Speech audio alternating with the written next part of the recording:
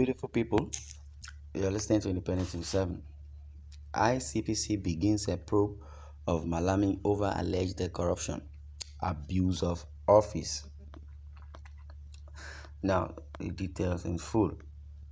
The Independent Corrupt Practices and Other Related Offences Commission is set to investigate the former Attorney General of the Federation and Minister of Justice, Abubakar Malami, over allegations of corruption and abuse of office.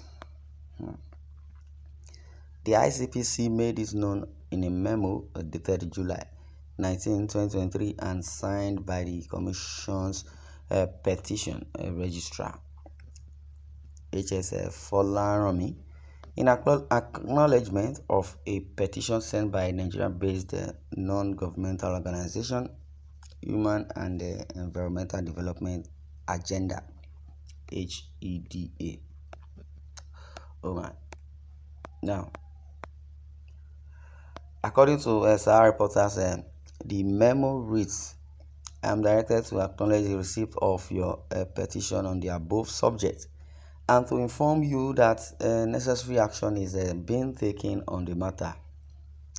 In the header's petition dated July 10 and signed by its chairman, Olanrewaju Suraju, the organization had asked the ICPC to investigate Malami for alleged corruption and abuse of power and abuse of office.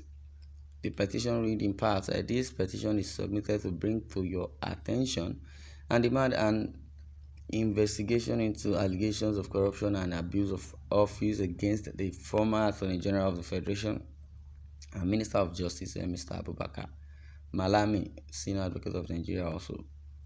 We are perturbed by the lack of investigation or report of any by the anti-corruption agencies of several reports of corruption practices and abuse of office leveled against the person and the revered position occupied by Mr. Malami, being the number one law officer of the country. Some of these allegations, as conveyed in the media reports and documentary evidence, go to the root of a breakdown of law and order and total disregard for the rule of law while Mr. Malami served as Justice Minister. These allegations serve as a slap in the face of the anti-corruption agencies and Nigerian people.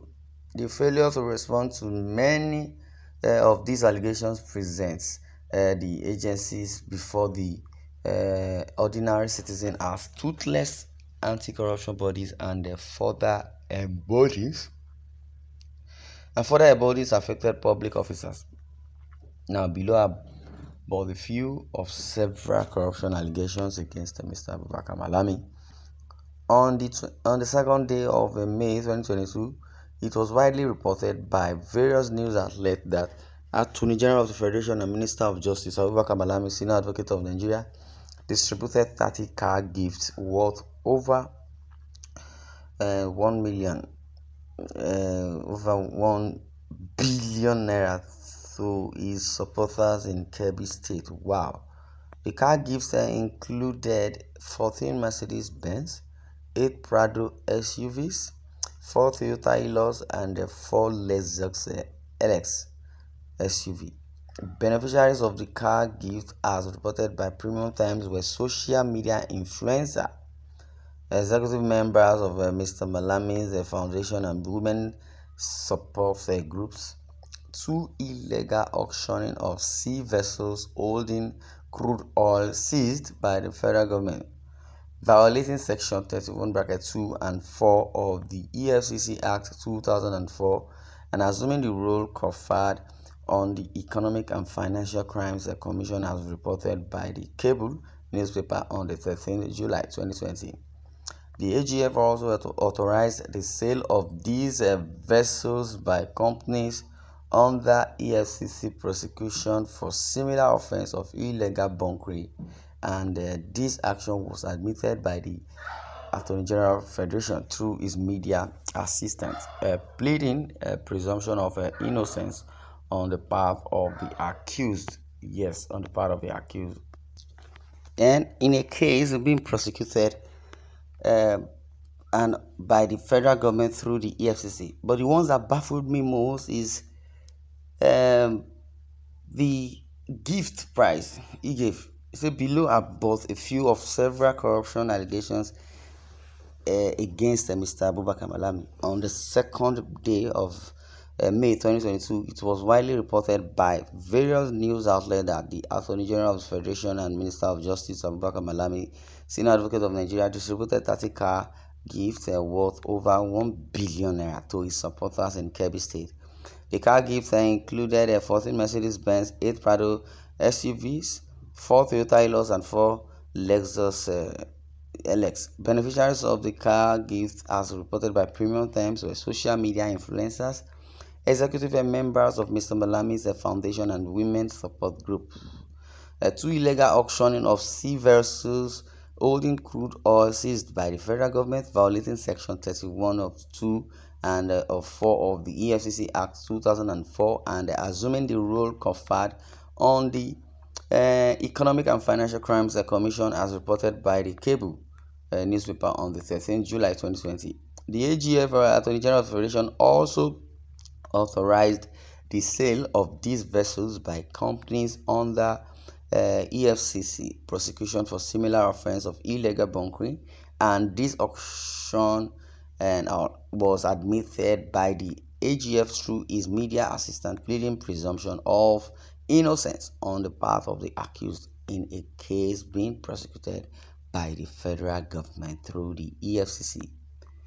3. Ordering the stoppage of an investigation of a multi-billion naira fraud involving Nigeria incentive-based risk-sharing system for agricultural lending, and that is a NISRA, by a letter ordering the Economic and Financial Crimes Commission (EFCC), the Independent Corrupt Practices and Other Related Offences Commission (ICPC), the State Security Services (SSS), and the Nigerian Financial Intelligence Unit (NFIU) to all stop investigating the financial misappropriation in NISA, allegedly describing the investigations as an unhealthy competition and sheer waste of government resources. Number 4 on the list, alleged duplicity of payment of $16.9 million fees to two friends as new lawyers for the recovery of the loot traced to a former Nigerian head of state, Sani Abacha, after a Swiss lawyer, Enrico Mofrini, hired and fully paid by the previous government to help in the recovery, had completed his brief as reported by Premium Times on 10th of April 2018. It was alleged that Mr. Malami undertook the action with the intention for a kickback from the deal, allegedly seeking the withdrawal of the cases against the Bello, Adoke, Diziane, Alisi, Madweke, Abubakar Aliyu, and others involved in the Malabu scandal through his letter to former President Buhari on the ground of lack of significant evidence to prove allegations of sharp practices against prominent players in OPL 245 oil deal, which was reported by Premium Times on the 18th of February 2018. Now, reinstatement of Abdul Rashid Mena, former chairman of the Pension Reform Tax Team (PRTT), into the Federal Civil Service under controversial circumstances, defined due process, and indicating compromise of Malami by Mena after his dismissal in 2013 for corruption and declared wanted by EFCC, as reported by Daily Trust newspaper of April 3rd, 2018. This was after Malami admitted before Senate ad hoc committee that he met with Mena in Dubai at the time when Mena was wanted by the EFCC for over 2 billion naira in corruption. Wow, that is the case of Malami for now. Malami was the Attorney General of the Federation.